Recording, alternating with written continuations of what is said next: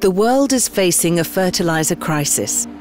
Farmers' lack of access to fertilizers is one of 3 key issues to be addressed in 2023, according to the UN Global Crisis Programme.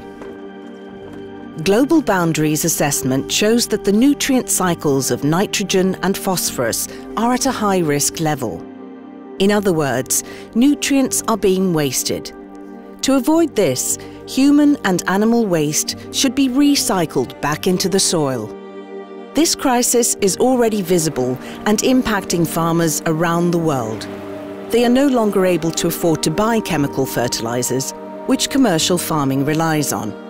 As a result, global food production is increasingly unstable and undemocratic.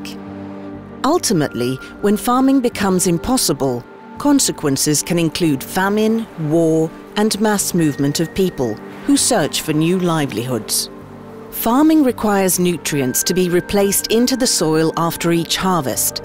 The most important nutrients are nitrogen, phosphorus, and potassium. Nitrogen fertilizer is produced by extracting hydrogen from air. The industrial manufacturing process produces 360 kilograms of CO2 emission per 100 kilograms of nitrogen, which is the average amount needed in Europe per 1 hectare of farmland. This is the equivalent of driving 2,400 kilometers with a petrol-fueled car or taking a short flight within Europe. The emissions can be partly avoided by recycling nitrogen in organic forms such as urine.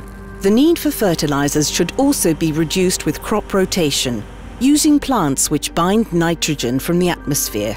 Global situation with fertilizer, it's kind of contradictory. There is, if you look globally, there is supply, but indeed the question is that can all the markets afford it? The fertilizer we have, this is granula. Typically we use some 300 to 400 kilos of this fertilizer per hectare, and that means that together with the broiler manure we use, we get some 140 kilos of nitrogen per hectare. Now, urine is rich in nitrogen.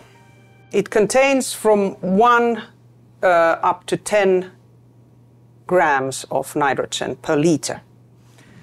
It also contains phosphorus and potassium, lesser amount, but still,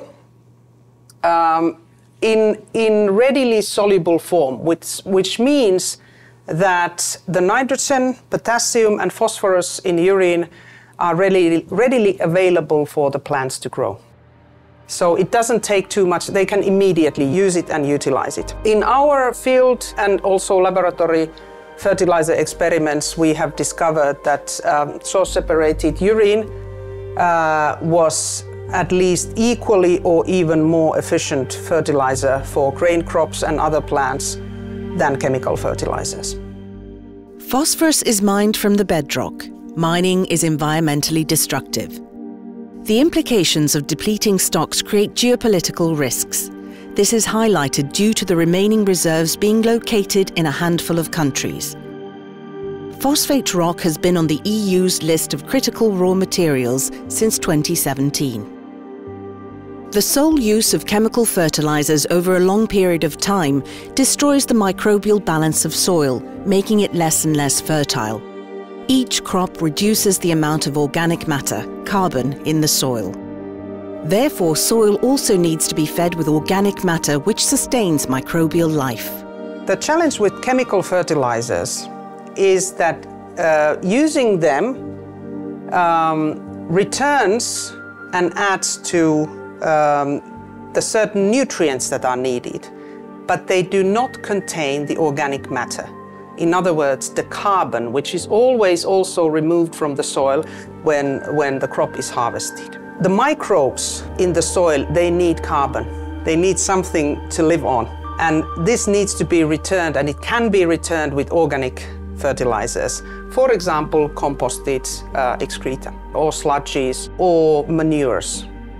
All of these return also the organic matter back to soil. Sustainable urban sanitation infrastructure would help to solve all these problems. It is possible to efficiently recycle both nitrogen and phosphorus from human waste, save water, and produce biogas. Recycled waste also replaces organic matter back into the soil. Change is possible if not easy. Transforming large-scale infrastructure requires a paradigm shift in the system and our minds. So we are now in Tampere University of Applied Sciences, where the first indoor dry toilets in a public building have been established about 11 years ago. First of all, we need to understand that our waste is not waste, but a valuable resource. Well, legally it is possible to use the wastewater sludge-based fertilizer products, but perhaps the biggest obstacle is the attitude. Because it has a bad reputation from the past, but the many research studies indicate that wastewater sludge is no threat to our food security. So the biggest obstacle is between our ears.